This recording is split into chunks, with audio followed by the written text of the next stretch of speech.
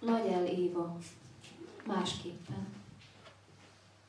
Kiabál a pirkadat künn a kertek alatt, másképpen szeres gyermeket, ne úgy, mint az izzó nyarak, amely a sorsunk nyomában a szükség üszkös romjai közt halad. Hittel és imával fogjad a kicsiny kezet. Meg kell védeni, meg kell váltani, kezét el nem engedni soha.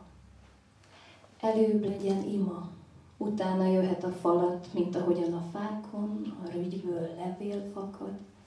A levelek után jönnek a bimbók, illatos virágá azok nőnek.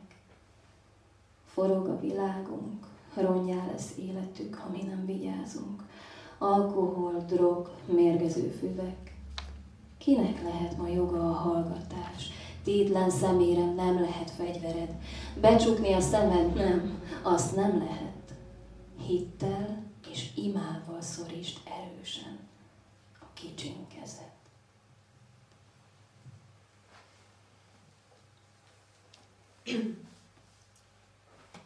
Nagy Éva, gyászoló anyák fájdalma. Sír, zokog a szél, sikolt felém a fa, melynek ágai földig hajolva. Jajong a fa levele, mely fájdalmaim zokogva dalolja. A csonthegedő szétfoszlik. A könny jéggé fagyva az ütőerőben hiába tombol, hogy féltelek, szeretlek. Ráébredés a mára.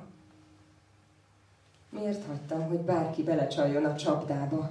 Miért nem figyeltem jobban reád? Miért engedtem, hogy beleráncsanak a halál torkába? Ott a sok miért. Rá a felelet, ma másképpen kell szeretni. A gyermek.